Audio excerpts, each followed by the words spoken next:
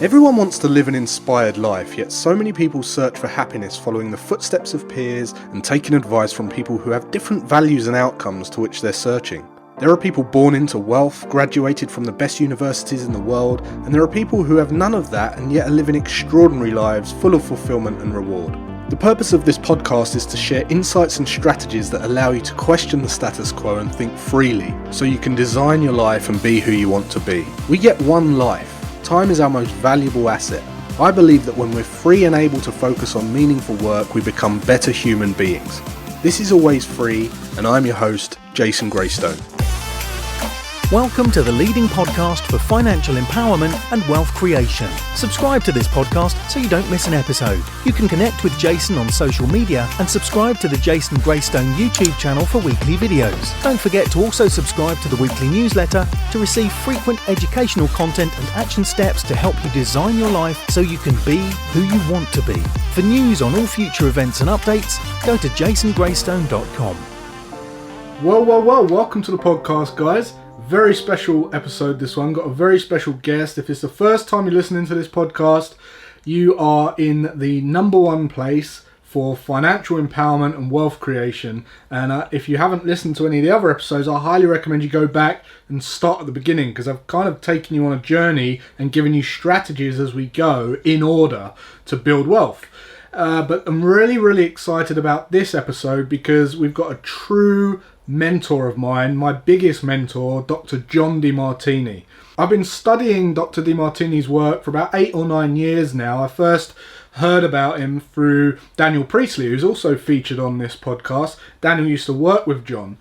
But since I've been studying his work, it's been absolutely transformational in my life. The strategies and the mindset that I've learned from Dr. Demartini is really what's allowed me.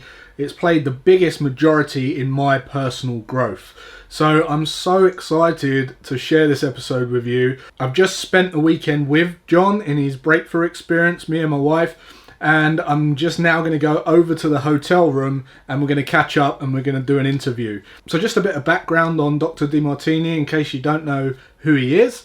He's a human behavioural specialist, and although most of you might be more familiar with the more commercialised book The Secret by Rhonda Byrne or the film, John contributed to that, but he's more well known for his life-changing programs, his breakthrough experience, his Demartini method. Dr. Demartini is an absolute perfect guest for you listeners for this podcast because it's what it's all about. It's about being who you want to be, living an inspired life, and John lives and breathes by his highest values, which are researching, teaching and traveling. He travels the world. He's done something like 20 million air miles. He's delivered thousands and thousands upon thousands of programs and talks and workshops to people, and he's changed the lives of millions. So in this episode, he's specifically going to be talking about wealth building, because this is a financial empowerment podcast, and I'm really excited to see what he has to say. So let's get on with it and go meet John. So John, thanks for coming onto the podcast. Thank you. It's a real pleasure of mine, not just for the listeners of the podcast, but a real pleasure of mine because I've studied your work for 8 to 9 years. I've just recently done the breakthrough again, so it's just absolute pleasure, honour to have you here. I love your work. So the people listening to this particular podcast have wealth on high on their values. Okay, so the people listening to this are ones that want to take action and build wealth. And what I'd love to hear from you, the way we kind of structure the podcast is around mindset first, and then some strategies, and then some action steps. So in terms of mindset, I'd love to hear a bit about your hierarchy of values, first of all, because I understand it and I've studied it for many years, but people listening to this might be struggling where maybe their partner isn't on board with them, and I'd love to hear a bit about the hierarchy of values for the listeners so they can understand that. I have had the opportunity to speak quite a bit, and sometimes in front of audiences of different sizes, up to thousands of people. And I ask people sometimes, how many of you want to be financially independent? And of course, most, if not all, the hands go up. Yeah. And then after they've done that, they're usually laughing and giggling. And I said, now, what percentage of the population actually obtain financial independence? And usually I hear 1, 3 to 5%. Yep. But actually the stats show it's actually less than 1%. Yep. And I said, now, if it's less than 1% and 99 to 100% of you put your hands up, what's the discrepancy? And what's the distinction that makes the 1% versus the 99%? And they usually come up with all kind of different answers. And then I say to them, your values dictate that. You have a set of values, and if you have a high value on buying consumables that depreciate in value more than buying assets that go up in value and appreciate in value, you're going to keep spending your money on things that go down and you'll be a slave to money, not its master.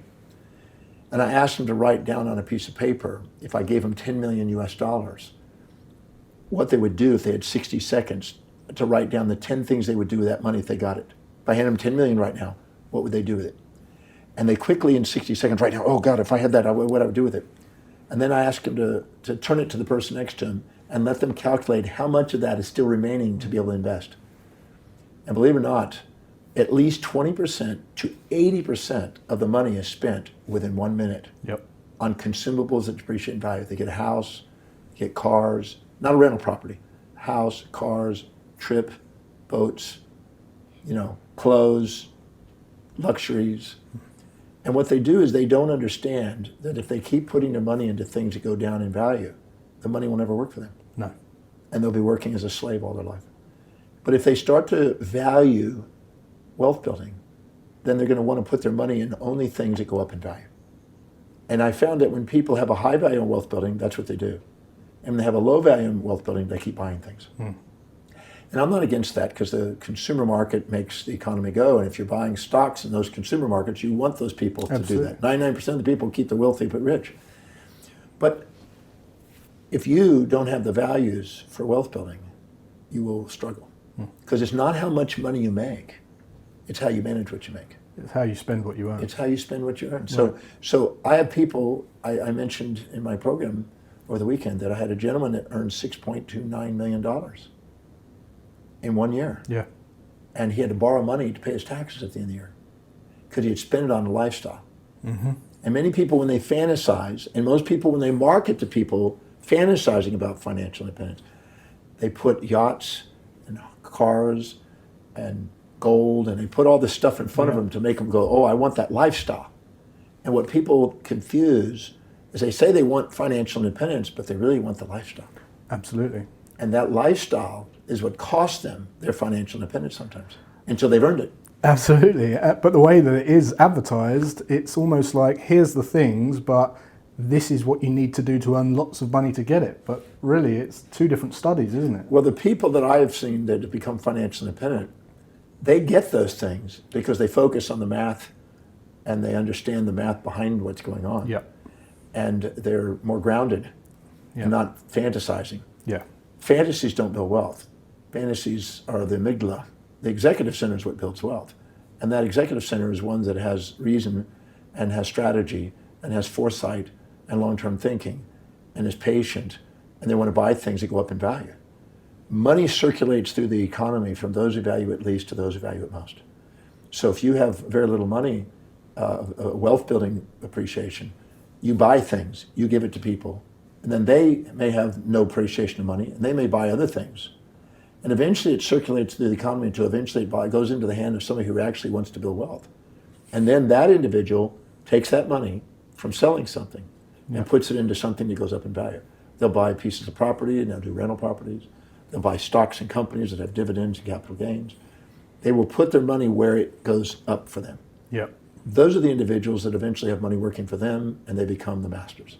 And financial independence is potential. But that is if they have the strategy to serve vast numbers of people to make the income and to make sure that they save and invest over enough period of time with capital gains and compound interest to work in their favor. You mentioned serving enough to accumulate income, because we need income to build wealth. There's no doubt about that, to build financial independence. And there's almost this kind of epidemic where people are trying to find purpose and really understand what their purpose is. Tell us a little bit about how people can really drill in on their purpose. Well, every individual has a set of priorities, a set of values that is unique to them. things that are most to least important in their life. Whatever is highest on that value is a thing that they spontaneously, intrinsically are designed and inspired to do. Just like a young boy is like his video games, the video game he's so inspired to do, you don't have to remind him to do it, he just does it. But things like chores, cleaning his room, homework, he didn't want to do that. So he needs external motivation to do it. Yep. If you need external motivation to become wealthy, you won't be. It has to be an intrinsic drive, because that's the thing that makes you have discipline.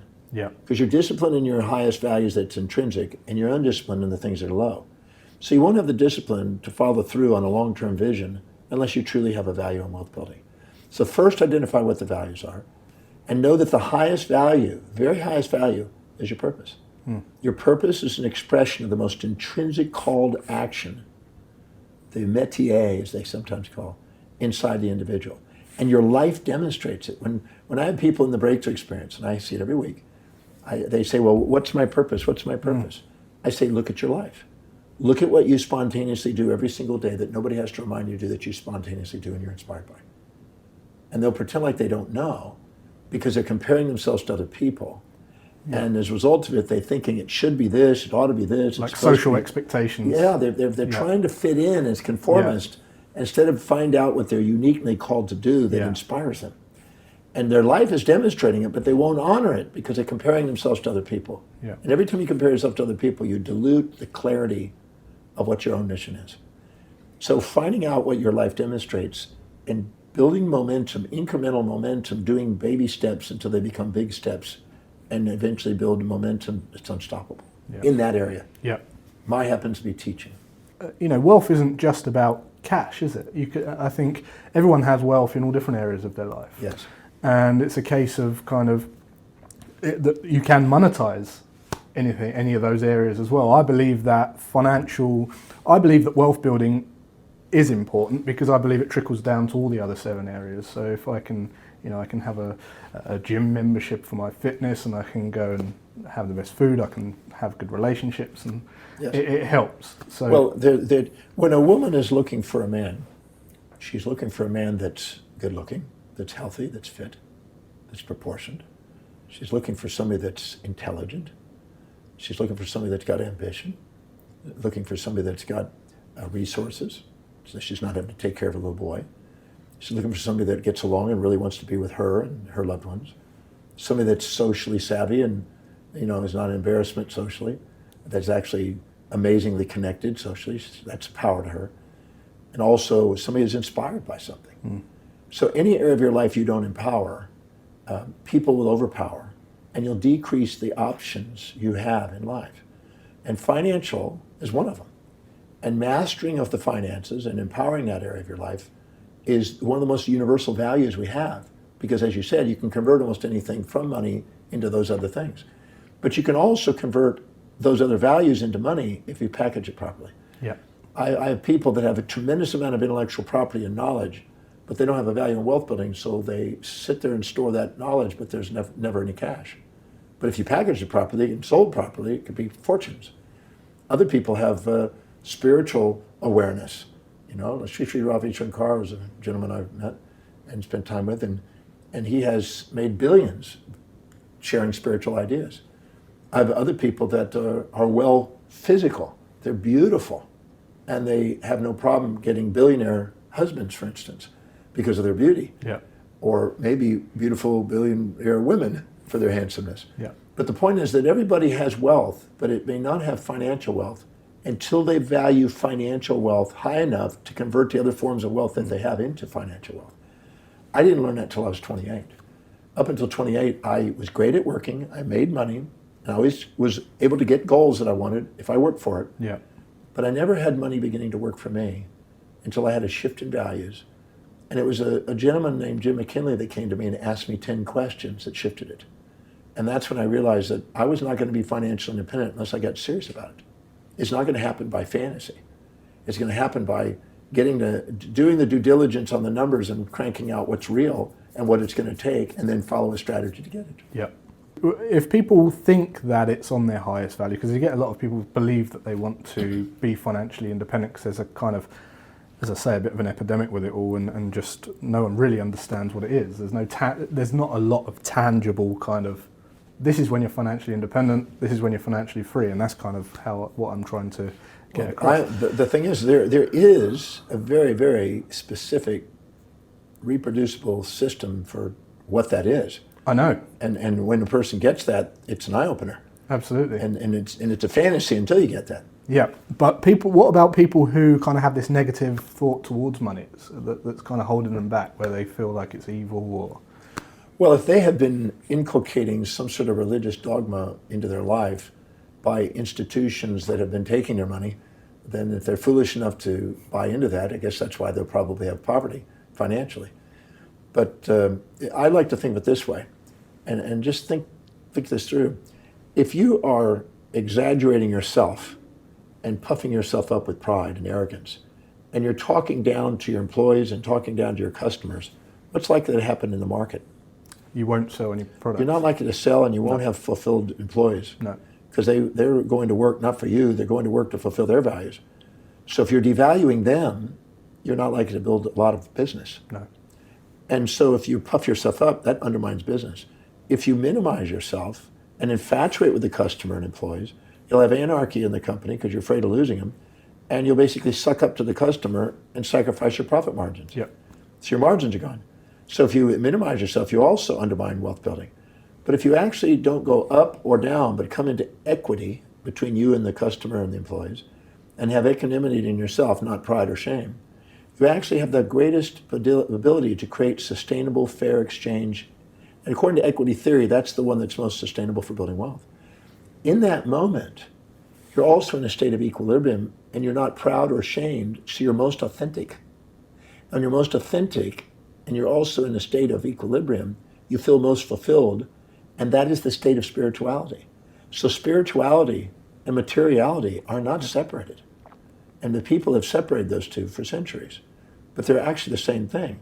One of the most fulfilling things a person can do when they're in business is make a difference in people's lives with a fair exchange and getting paid exactly what you asked for the service exactly what they asked for. You want to keep working business, and you have business and you have income. And that's fulfilling, and you made a difference. So materiality is maximized to the degree that we actually live authentically and through our spiritual inspired state. So you mentioned shame and guilt. So sometimes where people have not built wealth in the right way, and I believe there's a method of doing so: save, invest, speculate. And if you don't have those foundations, if you accumulate money quickly, you can make some bad decisions and you can lose it very quickly. Why would people how do people get rid of that kind of guilt or shame if they've done something like that? If they've accumulated some money quickly, gambled it away, lost the money, but they really have a high value on wealth building, they just didn't kind of go about it in the right way? Well, Warren Buffett said something that was, I think, pretty universal, and I think a lot of people remembered it, that rule number one is don't lose the money. Rule number two is don't forget rule number one. So if you are gambling with your money, you really don't have a value on wealth building. Something to think about. Yeah. I was just in Las Vegas a couple weeks ago, and I watched thousands of people get rid of their money there. Yeah. The house wins. Oh, every time. Thousands of people were just giving away their money. And so I started interviewing a few of them just out of curiosity when I was sitting there at a place eating, and just to ask them questions. And I was amazed at their mindset that was leading them to why they were giving away their money. But shame and guilt is one of the most common things that make us altruistically give for other people. And I always say that pride underlies the narcissism and shame underlies the altruism. And when you're sitting there feeling unworthy and feeling shame and feeling guilty, you'll tend to feel like you owe people things. And consumerism, believe it or not, is partly getting rid of money and giving it to other people and paying ridiculous amounts for a brand that other people make rich on at your own shame. Because you're feeling so unworthy, you're wanting to buy another brand to feel better about yourself. But it's much wiser to build a brand around yourself and do something amazing. So anything that you feel shame or guilt about, it's wise to identify what it is that you've done in the past, that you thought you've caused more pain or negatives to somebody, and find out how it's served. Because it's not that it actually was something that caused disservice. You just never looked for where the service was. Yeah. And once you find out where the other side is and clear the shame and guilt, your perception of yourself changes, your worthiness goes up, and your willingness to actually go, you know what, I deserve. And you start to manage money differently. Yeah. Speculation, without having a foundation of savings and investments underneath it, usually teaches people that the fool parts of their money. So I don't need to speculate to build wealth. I need to have the numbers in my favor. And that's not hard to do. It's quite easy to do. And it doesn't take major risks to build wealth. It just takes using your reason and your studies. And if you do proper studies, you can get the knowledge it takes to put your money into something that's a true value that serves great numbers of people, that gives you returns. If someone has this is kind of an action that people can take.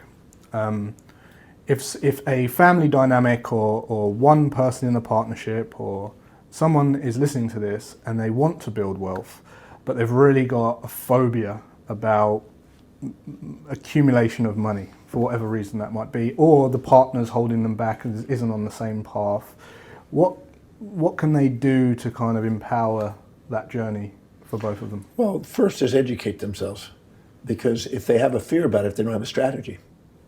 And that means they haven't taken the time to have enough foresight to mitigate the risks and to put a strategy in place that's been proven. And they're learning from trial and error instead of foresight, mentorship, and planning. So the person that does that is pretty well asking for the gamble, asking for, the probability of not being in their favor. So it's studying, it's planning, it's strategizing, it's mentoring, and building wealth that way. But if for some reason a person is feeling unworthy of it, they'll draw in an individual that will reflect that by doing things that squanders money away. And if you're in a marriage and the individual is unwilling to learn the lesson about how they spend their money, unless you can structure separate accounts where they can't get access to the money, you're probably going to be frustrated. So you have to organize and compartmentalize where all your money goes into appropriate accounts that can't be touched, can't be accessed by people that don't have a value in wealth building, until it gets so much that the amount that they want to squander is insignificant, so it doesn't affect you. Or you're probably off saying, you know what, I think that because you choose to play that with money, and I think it's a bit disrespectful in my perception, I think what I'm going to do is I'm going to let you find somebody that would love to go do that route with you. And I'm going to find me a new mate that's willing to grow wealth with me. Yeah. And thank you for what I've learned from you. And move on. Because I have a case where there was a woman that was trying to spend a large sum of money every month, about $70,000 a month, and her husband was getting kind of burned out on it. And finally, he realized, I'm cutting off the spigot. And of course, there was fighting and yelling and screaming for about 2 to 3 weeks over it. And eventually, he finally sat her down and he says, so this is the game plan. I'm going to move on, or we're going to work as a team. Yeah. Because otherwise, we're not a team.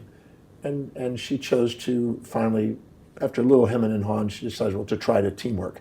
And he actually, as he did that, as he was accumulating money, he put an incentive program in that as it accumulates, she'll get a higher percentage. So it taught her how to be long-term instead of immediate gratification. Okay. So finally then, if I was to say, what would be your top strategies for building wealth? For building financial freedom whilst being able to live an inspired life? Well, it depends on what your inspiration is. In my case, it's primarily teaching. If I was in the business and my inspiration was purely managing money, they may be one and the same thing. My career path and managing money may be the same. But I love mainly teaching. Okay. So if I'm in a situation where I love teaching and I want my money and my investments to be able to grow passively without me having to be focused on it all the time, then that's a different modality and approach than if you are actively engaged in building wealth and managing money and things of this nature. So I don't know if there's one answer, because it depends on what role you want to play in money management.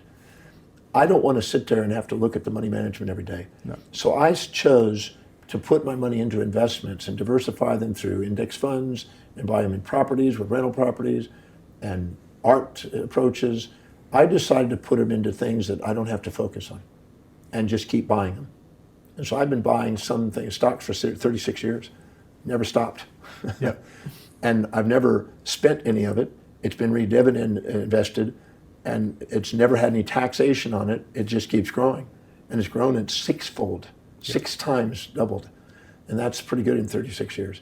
So I've seen enormous growth in that without having to do a thing. Yep. But I've also, over the years, dabbled with buying companies and assisting and consulting with companies and growing it that way and getting shares out of the companies. There's been different approaches, but some are more active and some are more passive. I prefer the passive one, so I'm the least amount of distraction from what I love doing the most. So it depends on what your needs are.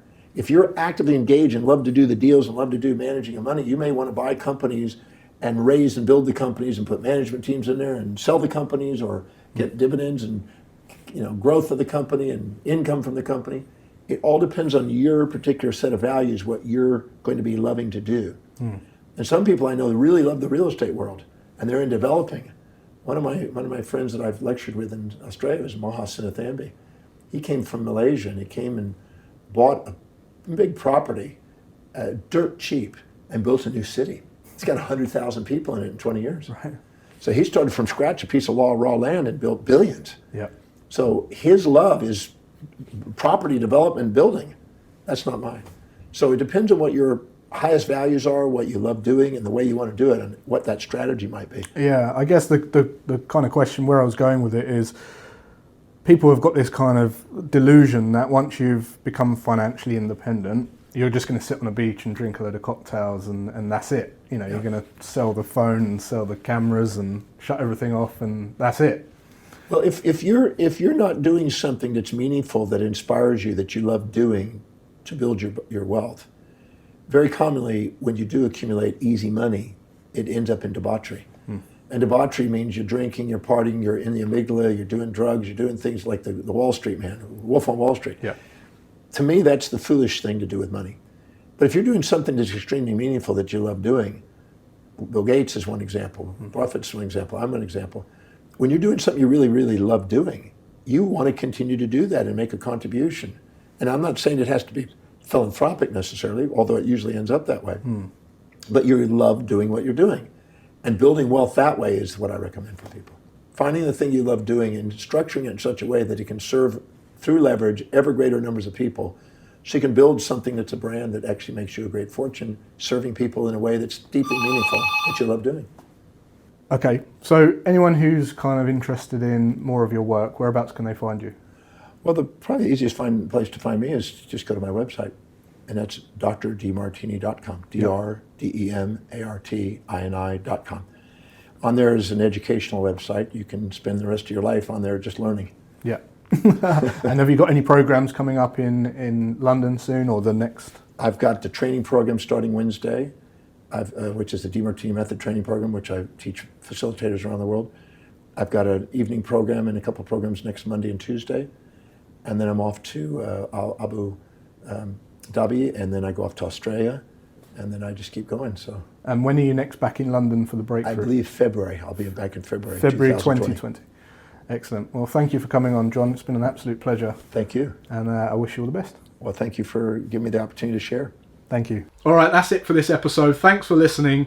And if you got something from this podcast, let me know in the comments. Please leave a rating or review or both.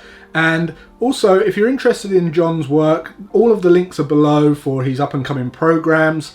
If you want to get on board with that, I highly recommend them. I cannot recommend the Breakthrough Experience enough.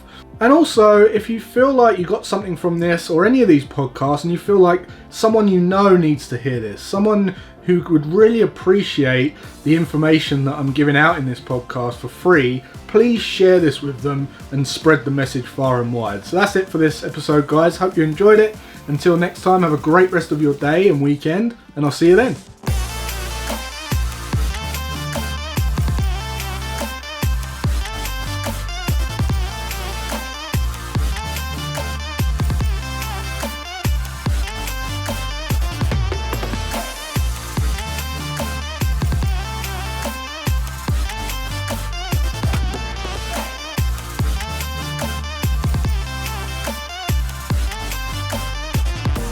Subscribe to this podcast so you don't miss an episode.